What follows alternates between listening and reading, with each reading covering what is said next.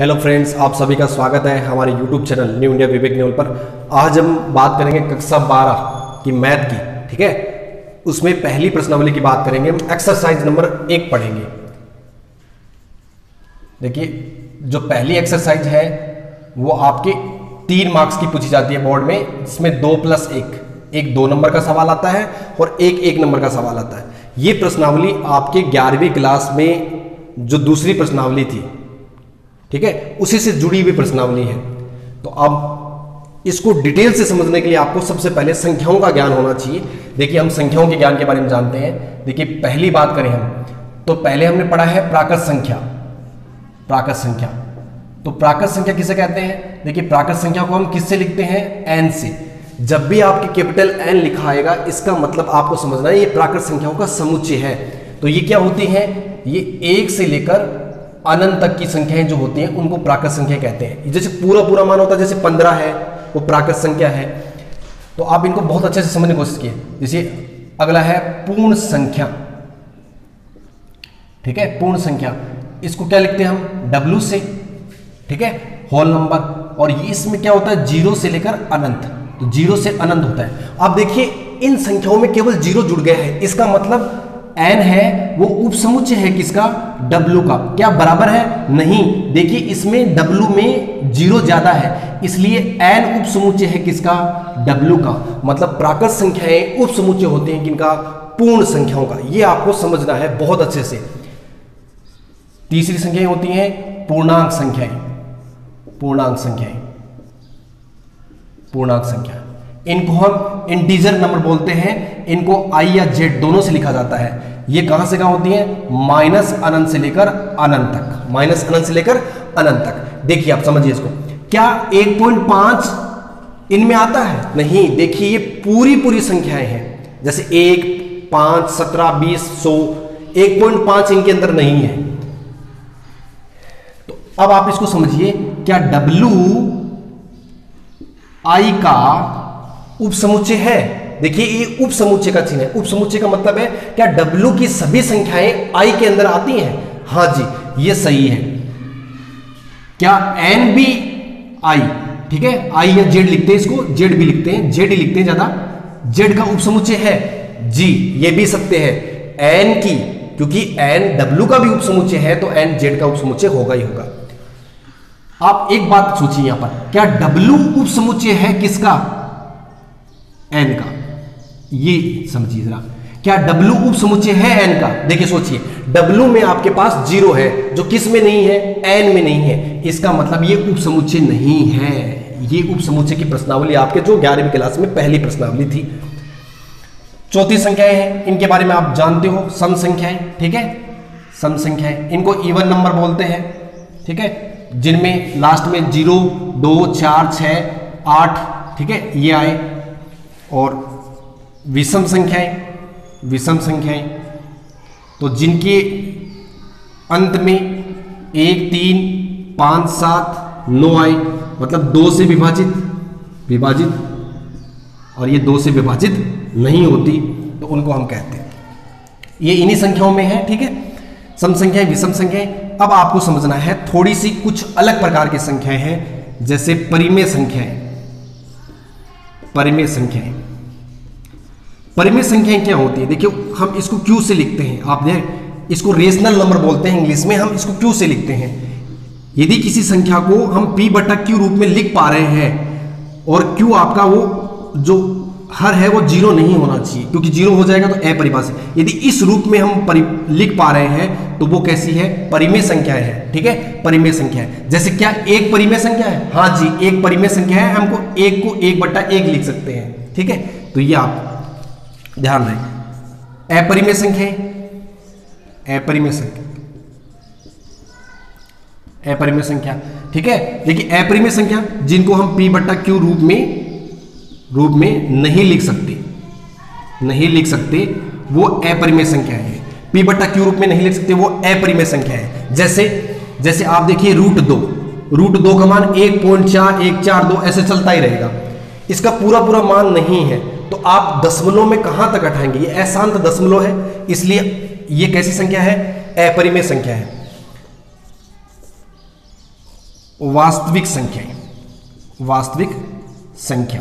देखो कुछ और संख्याएं होती हैं, लेकिन हम जो हमारे लिए ज्यादा उपयोगी हैं उन्हीं को पढ़ते हैं। वास्तविक संख्या आर। वास्तविक संख्या क्या होगा? परिमेय प्लस अपरिमेय। परिमेय और अपरिमेय संख्याओं के जो परिवार है उसको हम क्या कहते हैं? वास्तविक संख्याएं कहते हैं। परिमेय और अपरिमेय संख्याओं के परिवार को क्या कहते हैं? वास्तविक संख्याएं कहते हैं। ये आपको ध्यान रखें। यदि परिमेय और अपरिमेय संख्याएं, ये ऊपर वाली सारी संख्याएं मिल जाएंगी तो हम उसको वास्तविक कहेंगे। इसके अलावा देखिए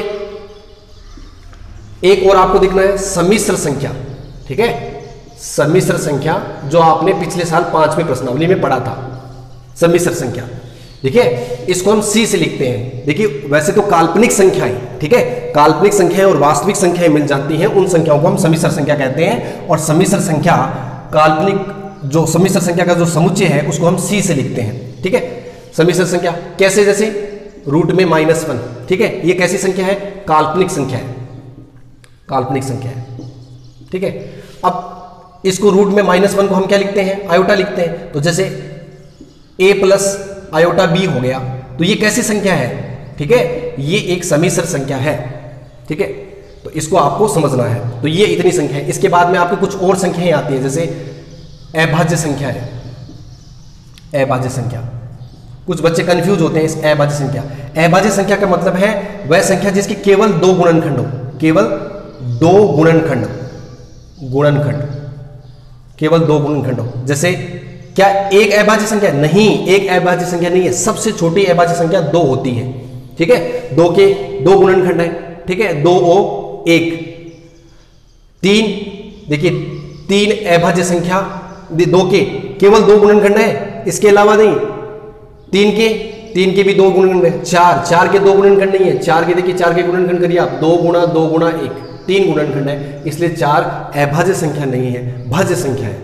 ठीक है, तो ये इनके बारे में आपको अच्छा सा नॉलेज होना चाहिए। ये बहुत जरूरी है आपकी इस प्रश्नावली के लिए, प्लस आप गणित पढ़ रहे हैं तो ये इनका नॉलेज आपको बहुत अच्छे से होना चाहिए, तब जाके आपको जो आगे की चीजें हैं बहुत अच्छे से समझ में आएंगी।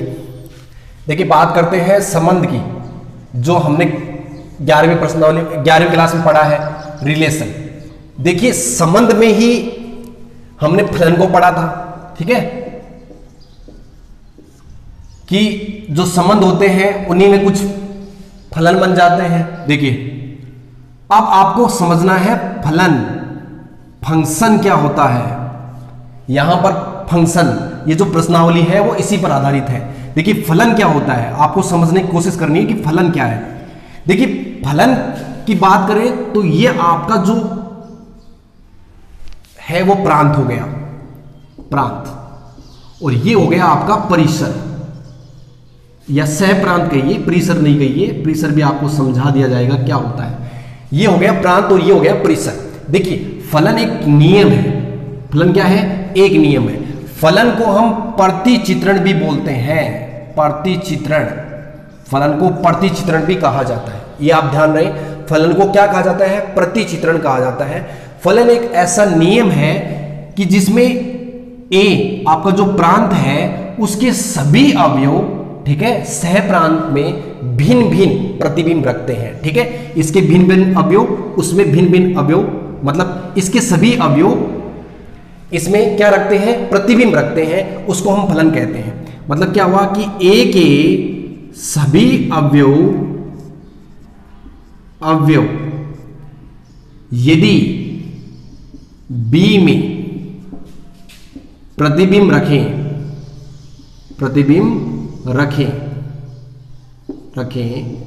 तो ऐसे नियम को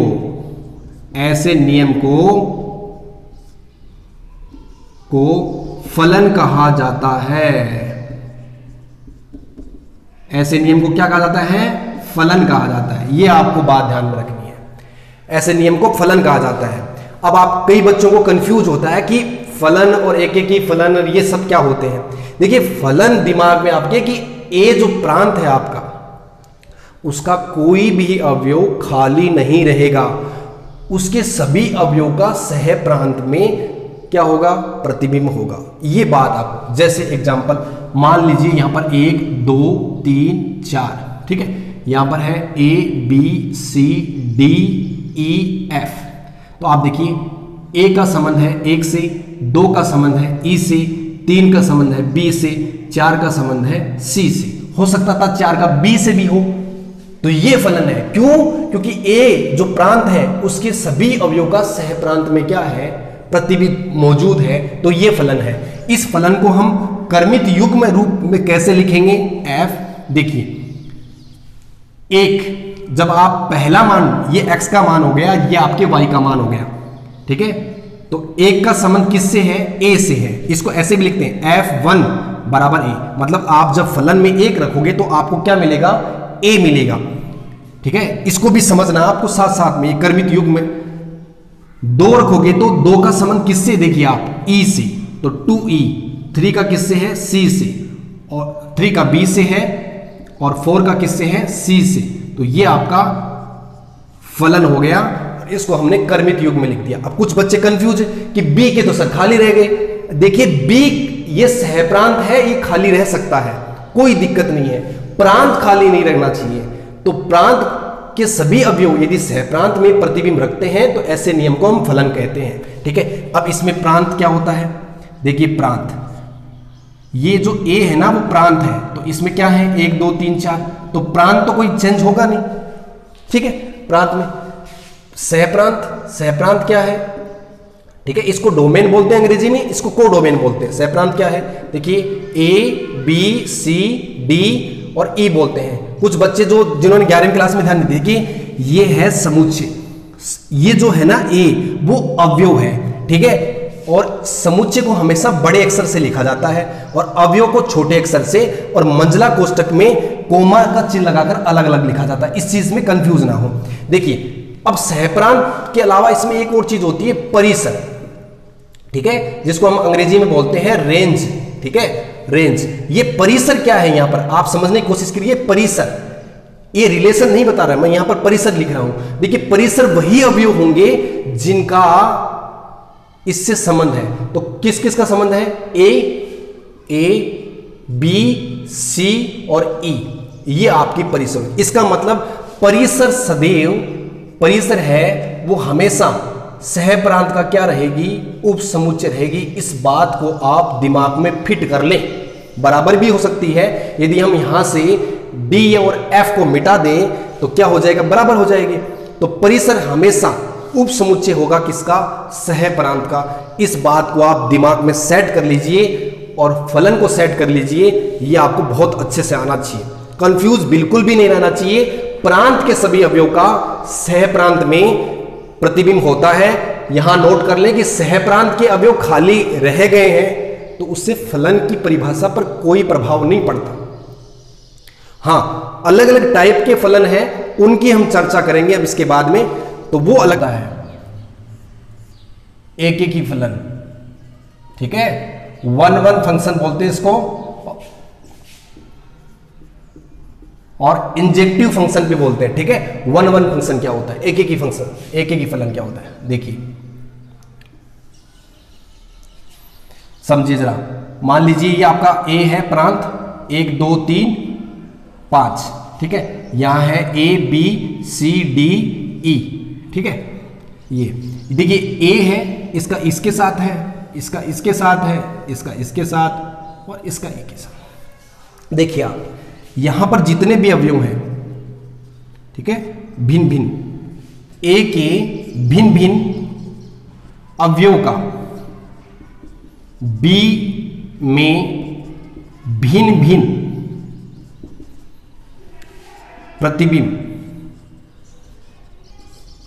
होना चाहिए। तो ऐसे फलन को हम क्या कहेंगे? एक ही फलन। ए के जो अवयव है उनका भिन्न भिन्न, एक का यदि ए है तो 2 का ए नहीं हो सकता। देखिए यदि f1a है तो f2a नहीं हो सकता। यदि f2a हो गया तो वो फलन क्या होगा? वो बहुएकी फलन होगा, एकेकी फलन नहीं होगा। ये हमें जब सिद्ध करना है तो हम उसको सिद्ध भी करेंगे, ठीक है। तो इसको आप अच्छे से समझ लीजिए, ये एकेकी फलन है, इसको हम सिद्ध करेंगे 2 अलग अलग मान लेकर। तो इसको आप परिभाषित रूप से समझ लीजिए, ठीक है। बहुएकी क्या होगा? बहुएकी तो जो एक ही नहीं, जो एक ही नहीं वो बहु एक ही होगा।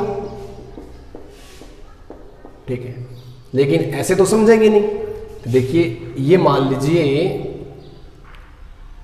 आपका ए है, जिसमें मान लीजिए ए बी सी और डी है, ये बी है, इसमें 1 2 3 4 5। ठीक है, अब ये बी का भी इसके साथ, सी का इसके साथ, डी का इसके साथ, ऐसा हो सकता है, कोई दिक्कत नहीं। क्योंकि फलन की परिभाषा क्या कहती है कि एक जो प्रांत है उसका कोई भी अवयव खाली नहीं रहना चाहिए, मतलब उसके प्रतिबिंब मौजूद होने चाहिए।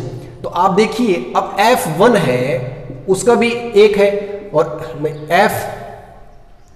FA है उसका भी एक है, और FB है उसका भी क्या है, एक है।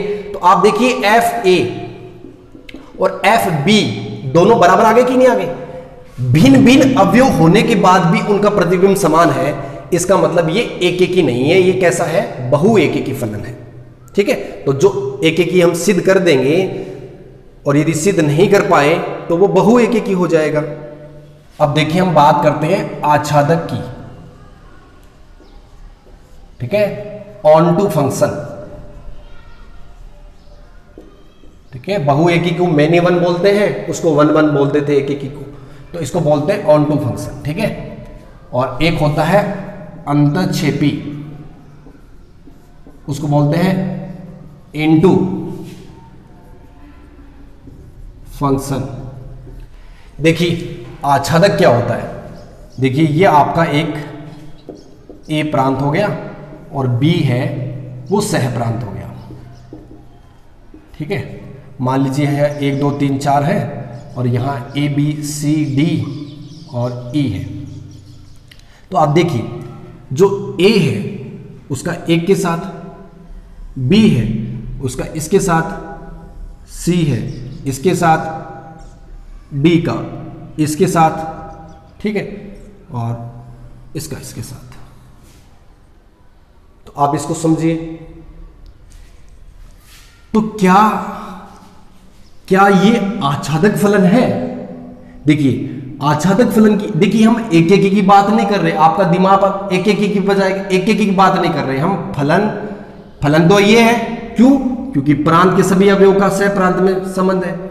हम बात कर रहे हैं आच्छादक फलन की, हालांकि ये एक ही फलन नहीं है, दिख रहा होगा आपको, 3 है, 2 अलग अलग है। ठीक है,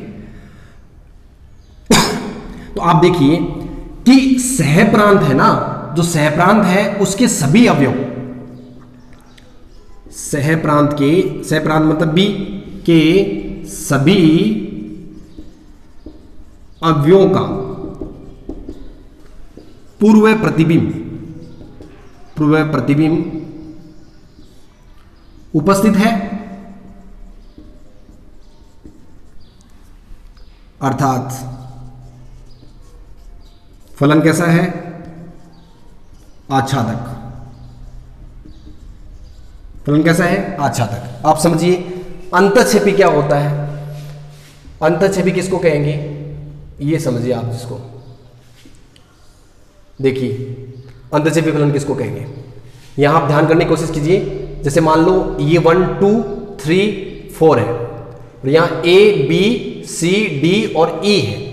आप देखिए 1 का इसके साथ है, 2 का इसके साथ है, 3 का इसके साथ है, 4 का। आप देख रहे हैं कि सी और डी है, ठीक है, सी और डी, तो सी और डी तो खाली पड़े हैं, क्या इनका पूर्व प्रतिबिंब मौजूद है? नहीं है, पूर्व प्रतिबिंब मौजूद नहीं है, तो ये फलन कैसा है, अंतःक्षेपी फलन है। अंतःक्षेपी कैसे लिखेंगे इसको, देखिए एफ इनवर्स की बात करें, इधर से घुमाएंगे तो एफ इनवर्स सी है वो उपस्थित ही नहीं है, ठीक है, एफ इनवर्स डी है वो भी उपस्थित नहीं है। यदि इधर से हम बात करें या फिर फलन की बात करें तो फलन हो जाएगा एफ बी से ए, ठीक है, बी से ए, रिवर्स में हम चलेंगे। इसका मतलब आच्छादक होने के लिए एक बात आप ध्यान रखें, आच्छादक होने के लिए क्या आपको दिख रहा होगा कि आप देखिए सभी अवयव का पूर्व प्रतिबिंब, इसका मतलब परिसर सदैव बराबर होती है किसके, सह प्रांत की। यदि परिसर बराबर होगी सह प्रांत के तो जो फलन है वो आपका कैसा होगा, आच्छादक फलन होगा। और परिसर सह प्रांत के बराबर नहीं होती है तो वो फलन होगा, वो अंतरछेपी फलन होगा। ये आपको सिद्ध भी करना है एक एक की आच्छादक, ठीक है। एक एक की आच्छादक, यदि एक एक की नहीं हुआ तो बहु एक की आच्छादक नहीं हुआ तो अंतरछेपी। तो आप इसको ध्यान, संयुक्त फलन, संयुक्त फलन, ठीक है। ये क्या होता है, बहुत इंपॉर्टेंट है। जैसे मान लीजिए f है वो a से b में परिभाषित है, ठीक है, और g है वो b से c में परिभाषित है। तो आपको संयुक्त फलन देखना है। संयुक्त फलन क्या होता है, देखिए जैसे आपको गोफ x ज्ञात करना है, ठीक है, गोफ x ये संयुक्त फलन है। तो आपको यहां ध्यान लगाना है बहुत अच्छे से। देखिए f जो है, f उसका सह प्रांत कह दें, सह प्रांत या परिसर। तो आप देखिए सह प्रांत इसका क्या है, ये b है, ये b। और जो g है ना, g उसका प्रांत, इसका प्रांत क्या है, b है। तो आप देख रहे हैं सह प्रांत, इसका जो सह प्रांत है वो इसके प्रांत का उपसमुच्चय होना चाहिए। इस बात को आप नोट कर लें, दिमाग में सेट कर लें। सह, ये जो आगे वाला आगे लिखते हैं, ठीक है, यहां लिखते हैं आगे, ठीक है, कुछ भी हो चाहे जी हो सकता है, तो उसका आप परिसर देखेंगे, परिसर कह दीजिए उसको, कोई दिक्कत नहीं है। तो f का परिसर, f का परिसर क्या है, b। g का प्रांत देखेंगे, g का प्रांत क्या है, b है। इसका मतलब ये इसका उपसमुच्चय है, क्योंकि कोई भी समुच्चय है अपने आप का उपसमुच्चय होता है। इसका मतलब ये उपसमुच्चय है, इसका मतलब ये परिभाषित है, परिभाषित है, परिभाषित। इसका मतलब गोफ f है, गोफ x, ठीक है, वो परिभाषित है। और किससे किस में परिभाषित, अब देखिए f का क्या रह गया था, a, और g का क्या रह गया, c। तो a से c में परिभाषित है। किससे किस में परिभाषित है, a से c में परिभाषित है। तो ये आपको समझना है, इसे कहते हैं संयुक्त फलन। जैसे एक एग्जांपल और ले लीजिए, जैसे मान लीजिए a है, कोई फलन है, जिसे f1 कह दीजिए, f1 एक फलन है, वो n से r में परिभाषित है। एक f2 फलन है, f2 फलन है, वो w से r में परिभाषित है, ठीक है।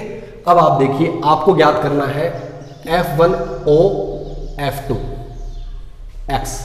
तो आप देखिए यहां पर कि जो f2 है, f2 का देखिए जो आगे लिखा जाता है उसका सह प्रांत, इसका सह प्रांत क्या है, r। जो पहले लिखा जाता है, पीछे लिखा जाता है, उसका प्रांत, इसका प्रांत क्या है, n।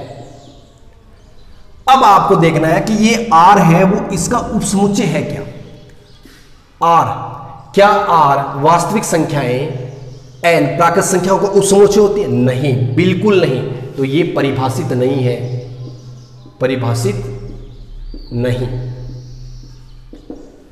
अब बात करते हैं इसकी f2, ठीक है, f2o f1 की बात करें तो हम क्या देखेंगे, f1 का, ठीक है, f1 का हम प्रांत देखेंगे, क्या है, r है। परिसर देखेंगे, f1 का परिसर क्या है, r है। f2 का, f2 है, उसका हम क्या देखेंगे, प्रांत देखेंगे। तो इसका प्रांत क्या है, w है। क्या rw का उपसमुच्चय है, नहीं है, rw का उपसमुच्चय नहीं है। इसका मतलब ये भी परिभाषित नहीं है। लेकिन यदि हम यहां r कर दें, यहां r कर दें, तो अब आप देखिए यहां पे भी क्या हो जाएगा, r हो जाएगा, और r का क्या होगा, उपसमुच्चय होगा। तब ये क्या हो जाएगा, परिभाषित हो जाएगा। इसका मतलब आपको संख्याओं का बहुत अच्छा ज्ञान होना चाहिए। यदि आपको संयुक्त फलन निकालना है तो संख्याओं का बहुत अच्छा ज्ञान होना चाहिए। तो आप इस वीडियो को पूरा स्टार्टिंग से अच्छे से देखें, समझें अच्छे से। अब हम बात करेंगे संयुक्त फलन के कुछ सवालों की, और संयुक्त फलन के कुछ नियम हैं, उनके नियम है, फलन के नियम। क्या नियम है, क्रम विनिमेयता, क्रम विनिमेयता मतलब कि FOGX है तो वो GOF के बराबर हो, FOGX के बराबर हो, ये जरूरी नहीं है, सदैव सत्य नहीं है। इसका मतलब क्रम विनिमय नियम का पालन नहीं होता संयुक्त फलन में। इसको आप एग्जाम्पल अभी हमने देखा था उससे सिद्ध कर सकते हैं, बहुत सारे एग्जाम्पल लेके सिद्ध कर सकते हैं, सवालों के बीच में हम करेंगे। इसमें साहचर्यता, ठीक है, साहचर्यता। तो देखिए साहचर्यता क्या है, जैसे आपने मान लो FOG फोग, ठीक है, इसके साथ HOGX निकाला है, ठीक है, FOGOX H है, तो ये बराबर होंगे। साहचर्य नियम का पालन होता है, इसका अच्छा सा सवाल भी है। साहचर्य नियम हो गया, साहचर्यता। उसके बाद में एक बात और ध्यान के, यदि एक ही आच्छादक फलन है, कोई फलन है वो एक ही आच्छादक फलन है तो उनका संयुक्त फलन भी एक ही आच्छादक फलन होगा, आच्छादक फलन होगा। मतलब यदि कोई दो फलन है वो एक ही आच्छादक है, तो यदि हम उनका संयुक्त फलन निकालते हैं तो वो भी क्या होगा, एक ही आच्छादक फलन होगा। तो ये तीन नियम हो गए संयुक्त फलन नियम के। क्रम विनिमय नियम का पालन नहीं करता, आप इसको नोट करके रखें। साहचर्य नियम की पालना होती है, और यदि कोई फलन एक ही आच्छादक फलन हो तो वो क्या हो गया, संयुक्त फलन उनका निकालेंगे तो वो भी एक ही आच्छादक होगा। इस बात को आप नोट कर लें अच्छे से, छोटे छोटे एग्जाम्पल, जिससे कॉन्सेप्ट आपके क्लियर हो सके। कहा है कि एक समुच्चय ए दे रखा है, बी दे रखा है और सी दे रखा है। F है वो A से B में परिभाषित है, G है वो B से C में परिभाषित है। F1 रखेंगे तो 4 आएगा, ये आपको मान दिए हुए, आपको GOF ज्ञात करना है, ठीक है। तो देखिए सबसे पहले हम बात करते हैं क्या GOF परिभाषित है, ठीक है। तो हम F क्या करेंगे, परिसर। F का परिसर क्या है, देखिए F का परिसर क्या है, B है। G का क्या देखेंगे, प्रांत। G का प्रांत क्या है, B है। देखिए G का प्रांत क्या है, B है। F का परिसर, ये इसका उपसमुच्चय, हाँ B का उपसमुच्चय होता है, राइट। इसका मतलब ये क्या है, परिभाषित है, परिभाषित है। किससे किस में परिभाषित है, GOF किससे किस में परिभाषित। देखिए F का जो प्रांत बच गया A, तो A से किस में परिभाषित है, C में परिभाषित है। तो आपका GOF है, GOF वो किससे किस में परिभाषित हुआ, A से C में, ठीक है। अब आप A से मान रखोगे और आपको C में मान मिलेंगे। देखिए A से मान क्या है, 1 रखेंगे, 1 रखेंगे, तो 1 रखेंगे तो 1 का प्रतिबिंब क्या है, 4, तो 1 के साथ 4। फिर आप 2 रखेंगे तो 2 के साथ क्या है, 4 है। फिर आप 3 रखेंगे, 3 के साथ क्या है, 5 है। तो ये आपका क्या हो गया, GOF हो गया, ठीक है। आपका GOF हो गया, ये आपका GOF का मान हो गया। ऐसे एग्जाम्पल नंबर 2 है, देखिए, ठीक है। एग्जाम्पल नंबर 2, F R से R में परिभाषित है, Fx बराबर दिया sin x, G R से R में है, Gx बराबर दिया x स्क्वायर। आपको ज्ञात करना है GOF और FOG ज्ञात करना है। तो देखिए GOF कैसे, वही बात, GOF F का आपको परिसर देखना है। देखिए F का परिसर R है, R, G का प्रांत क्या है, R है, और R का उपसमुच्चय होता है। इसका हम कैसे लेंगे, G Fx। Fx की वैल्यू देखिए आप क्या है, Fx की वैल्यू है sin x, sin x रखेंगे, sin x। अब देखिए G में जहां x है वहां पर आपको sin x लिखना है, तो यहां पर sin x लिखेंगे तो क्या हो जाएगा, sin x का स्क्वायर, या फिर इसको हम कह सकते हैं sin स्क्वायर x। ये समीकरण नंबर आपकी 1 होगी। ऐसे आपको FOG ज्ञात करना है, वो भी परिभाषित है, सामने दिख रहा है, ठीक है। इसका परिसर, इसके प्रांत का उपसमुच्चय और R से R में परिभाषित है। इसको हम कैसे लिखेंगे, F of Gx, ठीक है। Gx की वैल्यू क्या है, x स्क्वायर, तो F x स्क्वायर, जहां जहां x है वहां x स्क्वायर लिख देंगे, तो ये हो गया sin x स्क्वायर। ये समीकरण नंबर 2। तो आपको सिद्ध करना था कि ये बराबर है कि नहीं। देखिए FOX GOX, ठीक है, GOF क्या बराबर है, नहीं, बराबर नहीं है ये, तो ये आपका सिद्ध हो गया। आप जानते भी हो क्रम विनिमय नियम हमें पढ़ा, कभी कभी बराबर हो सकते हैं, हमेशा सत्य नहीं है। F वो n से z में परिभाषित है, Fx बराबर 2x है। एक फलन G वो z से q में परिभाषित है, Gx बराबर क्या है, x + 1/2 है। एक फलन है फोगेक्स, आपको फोगेक्स ज्ञात करना है और गोफेक्स ज्ञात करना है। देखिए फोगेक्स ज्ञात करेंगे तो आपको जी का क्या देखना है, परिसर। जी का परिसर देखिए आप क्या है, क्यू है, ठीक है। एफ को क्या देखना है, प्रांत, क्या है, एन है। अब आप देखिए क्यू, आप परिमेय संख्या जानते हो, क्या परिमेय संख्याएं प्राकृत संख्याओं का उपसमुच्चय होती है? नहीं, इसका मतलब परिभाषित नहीं है। क्या परिभाषित नहीं है? फोगेक्स परिभाषित नहीं है। बात करते हैं गोफेक्स की, ठीक है। गोफेक्स जरूरी नहीं हो हमेशा हो, ये नियम पालन होना चाहिए। एफ का देखिए आप परिसर क्या है, जेड। जी का प्रांत देखिए क्या है, जेड। अब आप बताइए जेड का क्या है, उपसमुच्चय है, परिभाषित है। कैसे लिखेंगे, जी ऑफ एफ एक्स, ठीक है।